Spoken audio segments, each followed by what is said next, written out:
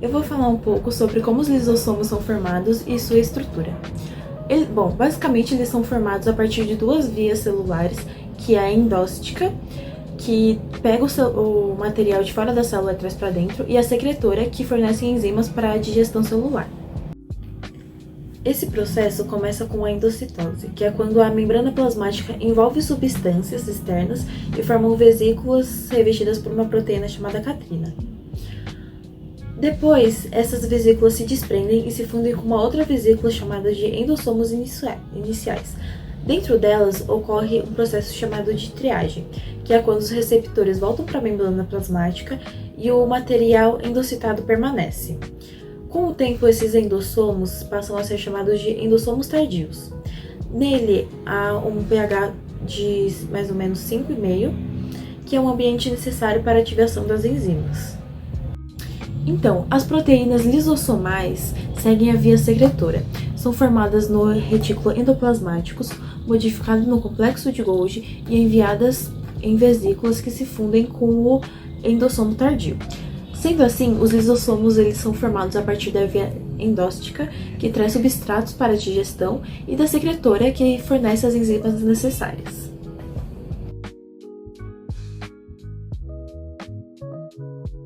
Os lisossomos estão ligados a diversos processos biológicos, como a reparação da membrana plasmática, adesão e migração celular, a eliminação de patógenos intracelulares, a invasão e metástase tumoral, entre outros diversos processos.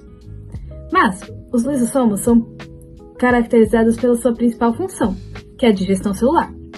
A digestão celular ocorre quando os lisossomos eles degradam macromoléculas por meio de reações enzimáticas. E essas reações enzimáticas podem ocorrer por meio de endocitose, que está relacionada com a heterofagia, e a autofagia. A autofagia ocorre quando os lisossomos degradam organelas defeituosas ou envelhecidas. Um exemplo é a mitocôndria, que foi usada, entre aspas, e daí agora ela está envelhecida, precisa repor. Então o lisossomo ele vai pegar esse material que já está dentro da célula e digerir ele, sendo assim a autofagia. A heterofagia está ligada à endocitose, que é quando o lisossomo degrada proteínas ou outras substâncias que vêm de fora da célula. Um exemplo de material que pode vir de fora da célula para o lisossomo digerir é uma bactéria. O que o lisossomo digerir vai restar algumas migalhas. Essas migalhas não podem ficar dentro da célula.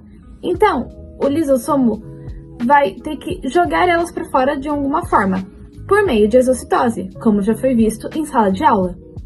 Agora que já sabemos a função do lisossomo, vamos para a próxima parte para entendermos completamente essa organela. Bem, os lisossomos são organelas conhecidas pela digestão, porém não se restringem apenas a isso. Quando aprofundamos o nosso estudo sobre essa organela, descobrimos multifunções dela, como, por exemplo, a eliminação de patógenos intracelulares, a apresentação de antígenos, reparo da membrana plasmática, adesão e migração celular, invasão da metástase tumoral, morte celular por apoptose, sinalização metabólica e regulação gênica. Os processos citados anteriormente só ocorrem pela composição dessa organela, onde, como vocês podem ver desse lado, aqui mostra a composição dela. Mas, explicando, o lisossomo é envolvido por uma camada de fosfolipídio, onde dentro dessa camada há outra com uma camada de carboidratos, que serve como revestimento interno para que o líquido ácido que há dentro não rompa a camada exterior, onde esse líquido apresenta enzimas que vão degradar o que entra dentro dessa camada. O lisossomo também, ele apresenta componentes químicos metálicos, como ferro, zinco, cobre, manganês e molibdênio.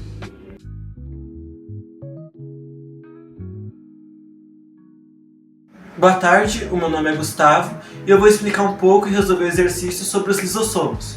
O primeiro exercício que eu vou resolver é um exercício da FUVEST, que pergunta basicamente qual que é a organela responsável para quando a célula animal recebe menos alimentos do que o que ela precisa para funcionar, acaba consumindo parte dessa própria célula animal, permitindo que ela funcione bem. Ele dá 4 ou 5 alternativas, mas só uma alternativa está correta. E a alternativa correta é os lisossomos. Por que os lisossomos? Basicamente porque os lisossomos estão diretamente ligados à digestão celular. Logo, a única resposta correta só poderia ser os lisossomos. A segunda questão que eu peguei para resolver é um exercício da URCA. A URCA, que é uma faculdade no Ceará. Esse exercício ele começa, diferente do da FUVEST, apresentando a função dos lisossomos, explicando o quão importantes os lisossomos são para a digestão celular e intracelular. E o exercício, diferente do da FUVEST, ele quer saber em qual tipo de célula é mais fácil de a gente encontrar os lisossomos. Ele apresenta 4 ou 5 alternativas e a resposta correta entre todas elas são os linfócitos. Os linfócitos, eles são basicamente a célula que age na defesa de outros organismos que entram no corpo. E por que o lisossomo é tão abundante nela? Bom, basicamente, os lisossomos são abundantes nesse tipo de célula porque eles têm uma habilidade muito boa de conseguir absorver outras substâncias estranhas. Então eles são essenciais nessa célula para conseguir absorver substâncias estranhas que entram no nosso corpo, garantindo assim que essas substâncias não entrem em contato com o nosso corpo e não causem reações ruins ao nosso corpo. O último exercício que eu escolhi para falar começa falando da abistose, que é uma doença pulmonar que, caso fique muito de tempo dentro do seu corpo, pode levar à autólise. E o exercício pergunta qual organela está relacionada à autólise. E primeiro a gente tem que saber o que é autólise. A autólise é basicamente o processo em que a membrana do lisossomo é quebrada, liberando enzimas que são responsáveis pela digestão celular e intracelular. Ou seja, com essas enzimas livres pela célula, os próprios enzimas vão acabar naturalmente consumindo a célula.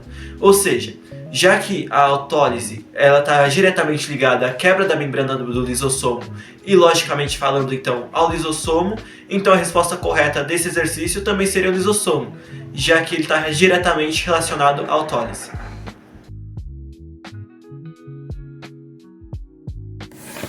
Bom, gente, agora eu vou explicar para vocês algumas curiosidades dos lisossomos. A primeira curiosidade que eu vou falar aqui é que os lisossomos, eles estão ligados com a limpeza das células. Por quê? Porque quando a célula está no seu funcionamento normal, ela vai soltando alguns pedacinhos de proteína, de algumas membranas que estão mais velhas, né? E isso é até importante para ter novas células mais saudáveis. Só que, se esse lixo vai se acumulando, pode até ter algumas doenças degenerativas, como Alzheimer ou Parkinson. Então é importante que o lisossomo esteja bem para poder destruir isso e reciclar isso. Bom, agora a segunda curiosidade, que tem até um pouco a ver com a primeira, é que os lisossomos também estão ligados não só com a limpeza das células, mas com a limpeza do sistema nervoso.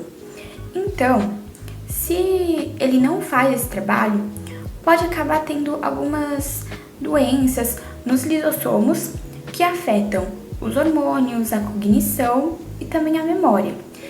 E a terceira e última curiosidade é que os lisossomos, eles também ajudam a regeneração muscular pós-exercício.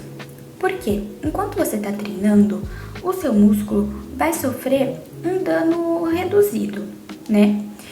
Então, o lisossomo vai, tira essa parte do músculo que está mais afetada para ter espaço para ganhar um músculo novo. Então, se os lisossomos estão bem, você vai ter sim um ganho de massa muscular melhor. Agora, se eles não estão bem, não vai ficar tão aparente e seus músculos não vão crescer